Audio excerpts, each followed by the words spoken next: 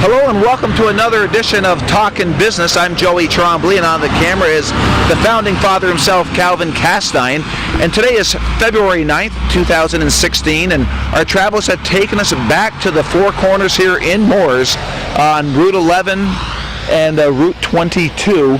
And we're at the old Manette's Furniture Place. We've been here before. We've done a couple shows here before, but right now there's Jared Laurin opened up Grandpa's Attic, come to explore treasures and more. And Calvin was in conversation with Jared, and he'd like to expose his business, and that's what this the show's all about, is exposing business to the local marketplace. So we're kind of anxious to go inside to talk to Jared and see what he has to offer and get some insights on how Grandpa's Attic came to be. And we've made it inside, and I'm with Jared Laurin, proprietor of Grandpa's Attic. And so Grandpa's Attic, where'd you come up with that name? Actually, it's someone else came up with the name. I gotta give credit to them, but he said, kind of rolled off of the name Grandma's Attic from watching on TV there on Storage Wars or whatever, and he said, oh, you know, kind of a little different theme, but same type of thing, and I liked it immediately as soon as I heard it, and decided to go from there. Right. Now, I've known you for a long time, Jared, and I know you love sports, and I know you love collecting sports memorabilia, and as you look around, I see that you brought a lot of that stuff to Grandpa's Attic. Yeah, I've been collecting autographs for as long as I can remember. I've got pictures of my father's got pictures of me chasing Montreal Canadiens down the street when I was knee-high, but you know, so, and I've been gone all over from the Vancouver Olympics to the World Hockey Championships in Germany and Switzerland, so got quite a few autographs and things like that, so kind of a great collectible. And I see you got a picture, of course, that's behind Calvin right now. We'll get to it eventually, I'm sure, but and it's the perfect time of the year. The Americans and the beating the Russians at the Olympic Center. Yep, I actually went to the reunion last year. I'm sure Calvin covered that. It was a fantastic event where they honored Bob Suter. But yeah, you know, it's kind of our moment. It's one of the greatest sports moments in U.S. history, and then of course for our area, it's even better, you know. But yep, the 80. That's the blue jersey, so that's the gold medal game. That was the gold medal game. Okay, yep. All right. The so, as far as collections of everything that you have here, how do you go about doing that? Well, the difficult part is trying to figure out what other people like more than what you like, because it doesn't so much matter what I like, but I like to find things that I feel a lot of people in our area, it's a rural area, so there are a lot of agricultural items, whether it be, you know, toolboxes, vintage milk cans, milk bottles. Those seem to be very collectible in our area as far as, you know, for things for show or even for use at the current moment in time. I know you mentioned the milk can, and I see a railroad milk can here. What's this all about? Well, it's pretty unique as far as it's called Empire State Milk Can, and it was actually patented in 1906 down in Cattaraugus, New York, which is just south of Buffalo. And so it's fairly unique as far as its shape. You don't often see milk cans in that shape. And then, of course, you know, being a railroad milk can is also very unique as far as size and you know, the handles on it and things like that. Yeah, I'm thinking that's not too easy to move. No, I would imagine that's why the handles are so large. It probably took two when it was full. Or one big guy, one or the other. I'm thinking even two people had to struggle with that one. Okay, so that is kind of unique there. Now, was this, you like wake up one day and say, I'm going to open up Grandpa's Attic? I mean, because you got the entrepreneur bug in you, obviously, to do this. How did that come to be? I've always wanted to own my own business. I don't know, maybe I don't do well with, you know, taking orders from other people, I guess. But, and I've always thought, you know, it would be interesting. You know, my parents had a business in the 80s, and maybe it came from something like that. They had the hardware store in Rouse's Point. And I enjoy doing something different every day. And this type of business, there's something different every day. It's not the same thing all the time. You run across new things. You run across lots of people. There's lots of great stories. I studied history in college, and so I'm big into, learning where items came from, stories behind them, and that's some of the fun of this type of job, or this kind of thing that I took on. So, but yeah, it came from a combination of things, but it's always been something I've wanted to do, was own my own business. And did you get any insights from other people before you opened, as far as what to do, where to locate, and that kind of stuff? Well, of course, everyone tells you that the location is very important. I'm hoping that here on the corner of Mooers is a fairly busy location with 11 and 22. And I definitely got some insight from my parents, who were business owners, and I've got some insight. I've got a couple other relatives that are business owners as well, and I picked as many brains as I could to try to help out my little knowledge about the situation. Now, did you think of other locations, or did this one just jump out at you? Actually, originally I had an idea of a different location. That particular location didn't work out, at least not for now. So Tom, actually the owner of the building, came to me at a yard sale last year and said, "Hey, I got a location that happened to open up," and hit it off immediately with him. Very nice gentleman, and he's been great to me, him and his wife Lena.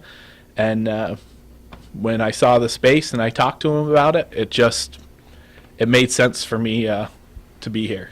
Now, I know you haven't been here that long. I mean, as of today, you've been here, 6 weeks? Yeah. So you really did pick a unique time of the year to open your business. Probably not the best time of the year, but you do what you got to do, and when you got to do it. So we've had a pretty good turnout so far. It turns out that there are more people that come through from Vermont and Canada, so we're right on the Hemingford border, so that also helps with traffic. And then, of course, getting the name out with business cards and different things. Of course, yeah. Well, being new to the marketplace like you are, you got to get your name out there. And I noticed that your cards out there, you got some calendars with your logo on it. And then I'm also assuming that probably the weekends would be your busiest time? Yes, absolutely. Saturday has been very, definitely my busiest time.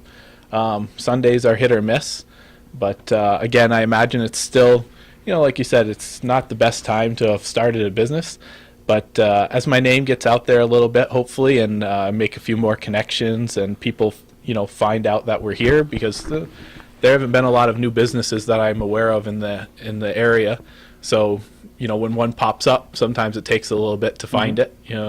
We're kind of in a driving area, so it's not something you walk by every day. Right. But you think about when you've opened, and if you look at the big picture, it probably wasn't a bad idea, because it gives you a chance to get settled, a chance for the word to get out, and then you're running full speed come spring, when it will probably pick back up. I completely agree with that. That's definitely a plus side, because being new at it, there was plenty of things that you could say messed up on to start, or that I missed out on, didn't do. So for sure, hopefully those things, I'll get them settled. I will correct them. And it's definitely a great idea that hopefully will come full circle and be ready to go in the spring, like you said. And then, I'm looking at your hours, like Wednesday through Friday, like 10 to 6, and then you have, I think, the weekends from 10 to 5. Yes. So from that point, you still need time to gather new stuff, pick it up, get it here. So this keeps you quite busy then. Yeah, at the current moment in time, as far as going to get new stuff, and the biggest challenge I was not quite expecting is the cleaning aspect. But for sure it does, as well as fixing items up and different things. At the current moment in time, there's not too much time for enjoyment, but yeah, a good thing I enjoy what I'm doing, and that has made it a I can say that probably for the first time as far as having a job that I actually enjoy. So that's Yeah. made it a lot easier. Yeah, well, you know, and you what you just said brings up another point. We come here and you see the product here, but a lot of times you probably pick it up, there's a ton of dust and dirt on it, or it's been hid somewhere for 25 years, not even thinking that you got to clean it before you put it out here. Yeah, because not so many people want to drag dirt into their house. So somebody sees it and is like, "Oh no, I would have, but yeah, not so much." And for some of the items are not as old as others, but for the antique items, you're looking at items that are 100, 110 years old. And so, they weren't always inside. Somebody probably had them in a garage or a barn or something. And, yep. So now, have you given thought, and maybe you have done this, have you created a web page for Grandpa's Attic yet? I'm in the process of starting a web page. I have started a Facebook page and a Twitter page. Okay, good. So I'm out there a little bit.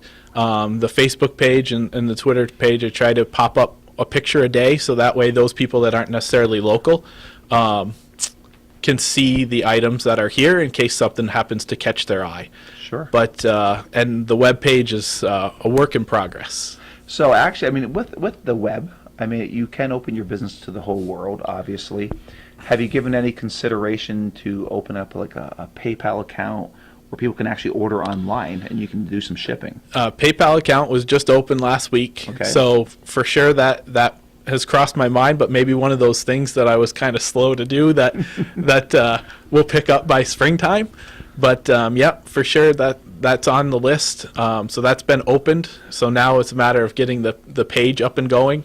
And then of course shipping, it's all a matter of the shipping prices just went up by the post office last month. So, the heavier items, I'm guessing people aren't too interested in, but there may be some smaller books, different things that would be easy to ship. My experience online is if you find something you want, shipping is usually secondary if they really want the product.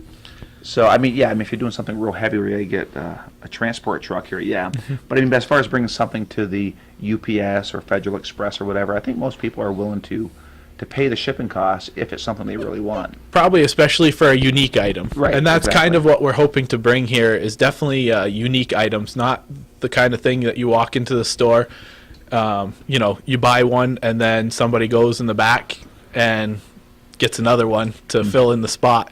Where you go to your friend's house and you say, well, I just bought that same picture, last week or last month or whatnot. Hopefully some of the items that are here, most of the items that are here would be kind of items that you don't see every day. Mm-hmm. Now, do you have more items that is just waiting to come into the store, but you don't have room for it? Well, yeah, I always like to bring in new items to keep it changing, so that way it's worth coming back as far as especially the local crowd. So there's always some items kind of in waiting, we'll say. Mm-hmm. All right. Now, did you want to point anything out here in the store that's kind of unique? I know we talked about the milk can here. I'm looking at some old skis over there. Yeah, we have some vintage wooden skis. We've got 4 pairs at the current moment in time. Those are pretty nice. I also have a fair amount of furniture, whether it be some chairs, dressers. There's a nice tiger wood dresser, 5-drawer dresser, and quite a few desks. We just stripped this rock maple desk and decided to leave it as the color it is and not add any stain or whatnot to it, so that way it kind of brings back its original form and it looks great like that. I think It does. as opposed to adding some color or different things like that. But Okay. And now, so this is your whole store right here. yes, I rent this part of the building. Like I said, from Lena and Tom. Of course, she has the clothing store around front, and I believe Tom also has some collectibles in the building, but he's busy guarding our borders. So Yeah. He's got other things that he has to Going deal on. with. For sure. But yeah, this is where I'm at for now, and it's a pretty good sized space. I'd say we're probably close to 1,000 square feet, give or Yeah. take a little bit. But I like the way you have it set up. It's not so congested you can't get around, and you can actually see what you have here. That was the big challenge. And I'm still learning about that as far as to put out enough so that way there's enough for people to see and enough variety for all the different tastes out there. But not to make it so congested that you feel it's a job to come through and look through the things. You'd like to be able to move around. You'd like to be able to see it. And hopefully, I feel that it's best this way. I've actually gotten a couple of compliments that it was fairly easy to get around. And so I'm using that feedback to hopefully keep it like that. Well, that's one of the things I picked up when I came in. It was like, okay, there's a nice flow here.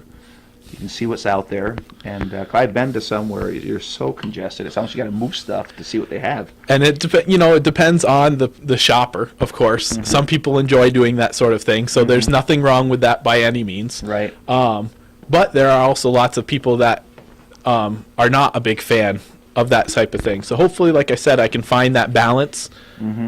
Right now, I'm not sure if I have it or not. Probably not, but hopefully I'll learn as I go. So when people come in, are you kind of ask them how they heard about you? I haven't so much asked as they heard about me. A lot of people kind of stop in and be like, "Oh, I've driven by half a dozen times, and I just got the time to stop today." So location. Okay. Yeah, so the location has definitely helped, and I imagine word of mouth is probably a pretty big thing, especially around here. But the biggest questions I've been asking lately are, what they're interested in. And so that way I can learn what I need to be looking for and hopefully add those things to make myself successful. Exactly. So any plans, now if this really takes off, any plans to open other locations, or let's just deal with one thing at one time? Yeah, I think I've got my plate pretty full right now, and so I'll deal with that when the time comes. If something happens to turn successful, I'll deal with that as it gets there. Okay, great. I also want to take this moment too, like I like to do at every show, is to make an appeal to Hometown Cable, and I know you're a big fan of Hometown Cable. And, absolutely. And we wouldn't be doing this if it wasn't for Calvin. And how many years now, Calvin? 32 and a half. But who's counting? 32 and a half years. 3 days, 12 hours, and 45 seconds. But, you think about this, and I know you've been taped before as a kid playing sports. You've seen your dad on the show before. Calvin has captured the North Country. Well, it's a fantastic attribute that we have here. How many people can say in other places where they live that they have someone, so dedicated really to covering so many different events, and that, like you said, these people get this information out there as well as they get to watch sporting events. Maybe you couldn't make it to your kid's event, you got caught up at work or different things, and you actually get to see those sort of things. And there's so many areas those things just aren't available, and he's been doing it for years. I mentioned sporting events that I've gone to. I don't know how many, Calvin probably has no idea how many times I've seen him at a sporting event, hundreds and hundreds of Montreal Expos games where I see him running by into the thing as I'm, waiting to get in or whatever. He's heading into the media entrance and stuff like that. And so, it's fantastic that we have, such a...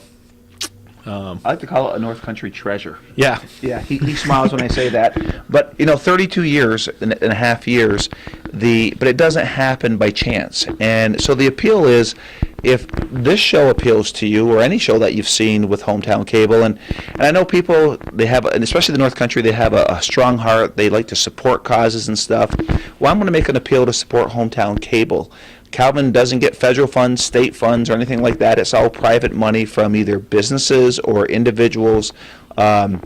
I'll get a little political. He's like Bernie Sanders. It's all coming from individuals. There's no corporate money coming in here. So And Bernie are tight. yeah, Calvin said him and Bernie are tight, and Calvin, I'm surprised he even broke away from CNN today to come watch this with the primary going on. But all fun aside, if you feel compelled to make a donation, send a donation to 1477 Ridge Road in Champlain, New York, 12919. And then, Calvin, can we still do it on the website yet? Not yet, okay. But if you want to watch, but you do have HometownCableNetwork.com, so they can view the shows now? Not yet. So we have, but soon, it's coming soon, okay.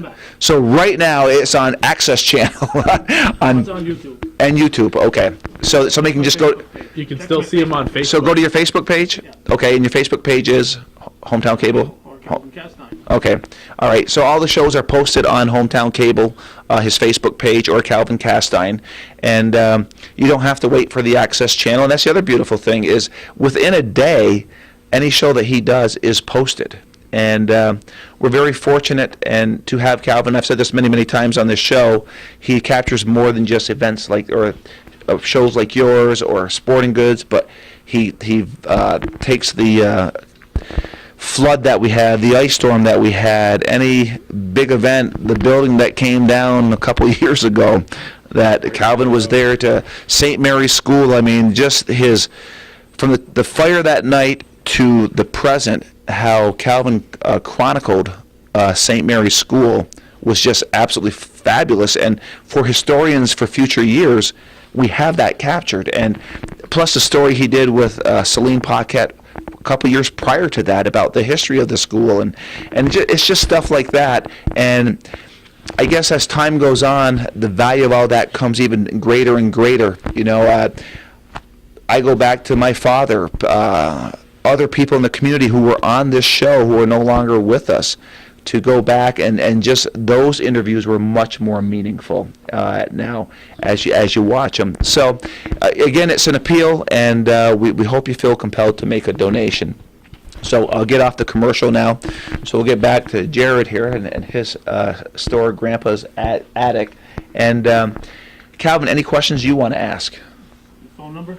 Phone number. 518-236-7586. Okay, and I mean, I'm looking at the hours on the, but give the hours. Yep, and Wednesday to Friday we're open 10 to 6, and Saturday and Sunday 10 to 5. I imagine those hours will probably expand come summertime when it's a little warmer out. Mm-hmm. So we'll see how that goes as time goes on. Okay. You needs to replenish, so if people have an item that might be interested in selling, you could call them, or something they're interested in buying, either way. Now, are you doing consignments here? At the current moment in time, I'm not doing consignments.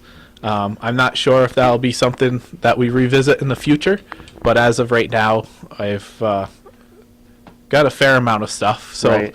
And if somebody does want to get rid of some stuff, you're willing to look at what they have. Yep, always willing to look. You know, it doesn't hurt to look, and we can go from there. Right. Well, the numbers have to make sense for everybody. Yeah, and that's, of course, the challenge in business. So, but, yep, that's definitely something of interest. Okay, good. All right. Well, we are at Grandpa's Attic here in Mooers, the corner of Route 11 and 22, the former Manette's building. And Jared Laurin has the entrepreneur bug and opened up Grandpa's Attic. And we hope you do take a time to stop by, take a look around and see. And there's always birthdays, there's always events coming up. And there may be stuff that you want for your own home. It's worth coming in to take a look. And I think, Jared, that's all you'd ask. At least come on in and see if there's anything you like. Absolutely. Take a look and see if we can, find that unique gift or unique item for your home. Yeah, I mean, I think it's great, and anytime we can have more businesses in the community, it's better for everybody. So when you get a chance, come on out to Grandpa's Attic, and I'm Joey Trombley. Calvin Castine is on the camera, and this has been another edition of Talkin' Business.